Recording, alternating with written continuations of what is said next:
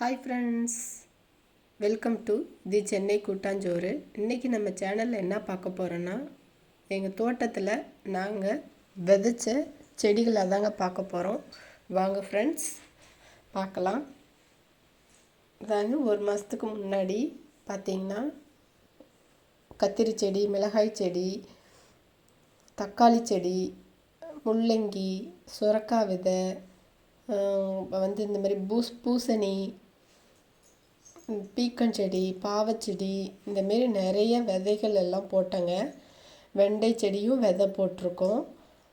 இந்த மாதிரி விதை போடுறது பாருங்கள், எங்கள் ஃபேமிலியோட குடும்பத்தோடு நாங்கள் போட்டுட்ருக்கோங்க. நல்லா மண்ணை பதப்படுத்திட்டு நல்லா உழவுலாம் ஓட்டிட்டு பில்லெல்லாம் அரிச்சிட்டு இதெல்லாம் தண்ணி பாத்தியாக விட்டு அதில் நாங்கள் விதை ஊனிகிட்ருக்கோம். காய்கறி செடி தாங்க ஃபுல்லாகவே.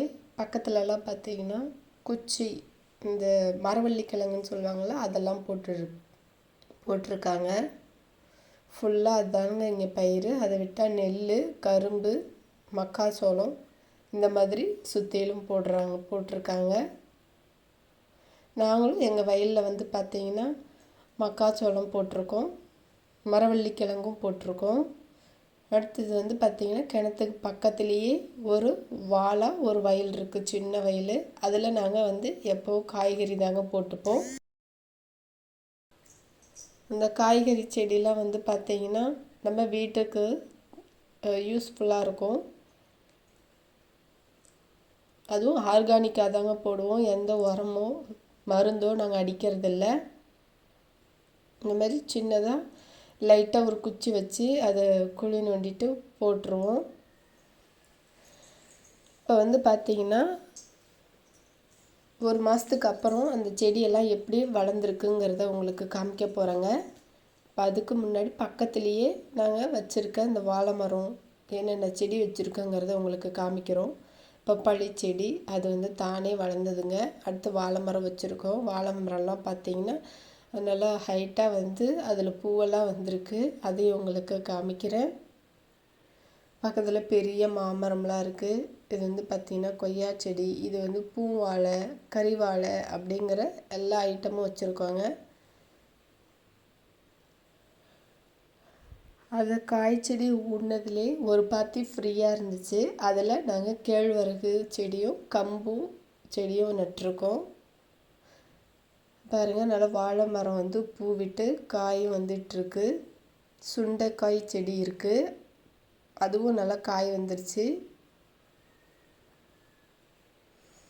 இப்போ பார்க்க போகிறீங்கன்னா நம்ம கேழ்வரகு செடி நாங்கள் நட்டு வச்சுருக்கோங்க. அதை உங்களுக்கு காமிக்கிறேன் பாருங்கள். இந்த ஹைட்டாக இருக்கிறதெல்லாம் கம்பு. இது எப்படி இப்போ கிடச்சதுன்னு பார்த்தீங்கன்னா, நாங்கள் வீட்டில் கோழி குஞ்சுகள்லாம் வளர்த்துட்ருக்கோம். அதுக்கு வாங்கிட்டு போட்டோம். அது அந்த மழை ஈரத்தில் கொஞ்சம் கொஞ்சம் எல்லாம் சாப்பிடாம மண்ணில் புதஞ்சதெல்லாம் முளைச்சி வந்துச்சு. அந்த செடி அழகாக இருந்ததுனால, நல்லா தளதளன்னு இருந்ததுனால, சரி ஒரு பாத்தி ஃப்ரீயாக இருக்குது, நம்ம அதையும் ஊனி விடுவோம்னு சொல்லிட்டு கொண்டு ஊனி விட்டோம். அதுவும் நல்லா தளதளன்னு வருது. இப்போ பார்த்திங்கன்னா நம்ம ஊனின செடிகள்லாம் எந்த அளவுக்கு வந்திருக்குங்கிறத பார்க்க போகிறோம். சுரச்செடி, இது பீக்கஞ்செடி.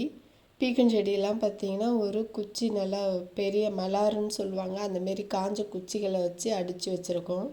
அடுத்து சுற்றிலும் துவர விதைகள் போட்டோம், அதுவும் நல்லா வந்துடுச்சு.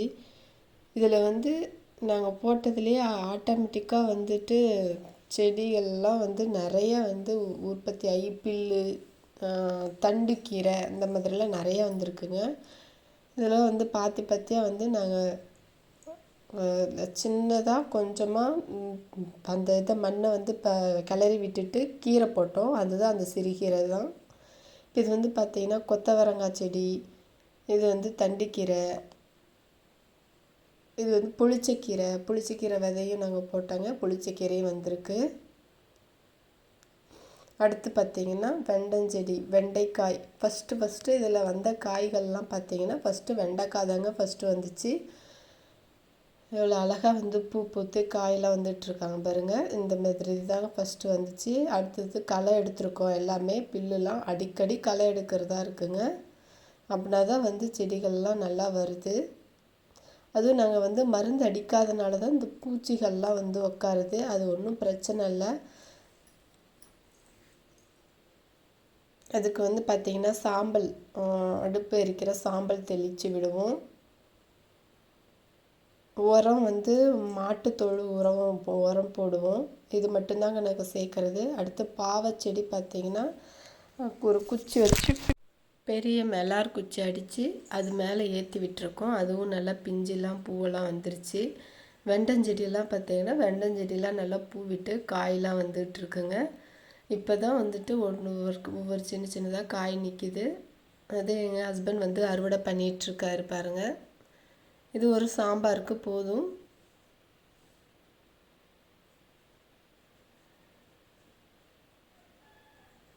இந்த ஒரு பாத்தி ஃபுல்லாக களை எடுத்திருக்கோம். இன்னும் மற்றதெல்லாம் இன்னும் களை எடுக்கலை, எடுத்துக்கிட்டே இருக்கோம். பில்லுதாக ஏகப்பட்டது வந்துட்டுருக்கு.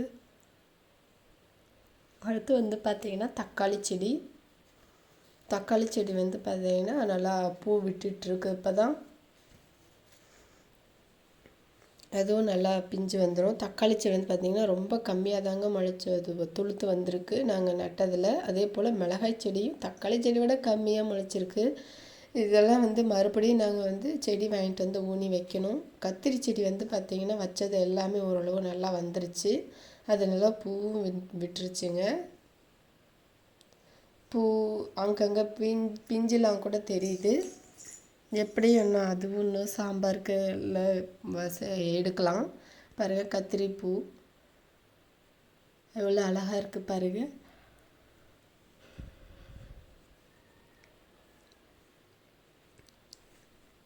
இதிலேருந்து ஒவ்வொரு காயாக நான் வந்து அறுவடை பண்ணி நான் சாம்பார், பொரியல் என்ன செய்ய முடியுமோ அதெல்லாம் செஞ்சு உங்களுக்கு வந்து வீடியோவாக போடுறேன்.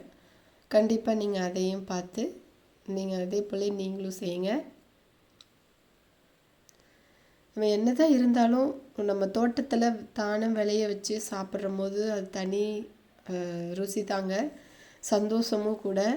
நம்ம வந்து எவ்வளோ தான் காய்கறிகள் வாங்கி செஞ்சாலும் நம்ம தோட்டத்துலேயோ நம்ம மாடி தோட்டத்துலேயோ இல்லை சாதாரணமாக தொட்டியில் வச்சு வளர்த்து நம்ம அதெல்லாம் நம்ம எடுத்து நம்ம செய்யும் போது அது ஒரு தனி சந்தோஷமாகவும் இருக்கும். அதை ஃபீல் பண்ணி பார்க்கும்போது ரொம்பவே சந்தோஷமாக இருக்கும். அது எப்படி வளர்ந்துச்சு, அது எப்படி காய் காய்ச்சிச்சு, நம்ம என்னெல்லாம் பண்ணணும் அப்படிங்கிறத யோசிக்கும் போது ரொம்பவே சந்தோஷமாக இருக்கும்.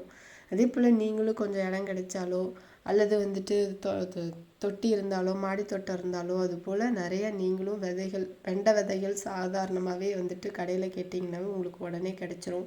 வெண்டை விதைகள், பீக்கை விதைகள் இதெல்லாம் வந்து உடனே காய்கறி தரக்கூடிய ஒரு செடிகள் தான். அதே போல் நீங்களும் வாங்கி செஞ்சு பாருங்கள். உங்களுக்கும் அதோட இது பிடிச்சிருக்கும். இதே போல் நீங்களும் ட்ரை பண்ணி பாருங்கள் ஃப்ரெண்ட்ஸ். தேங்க்யூ.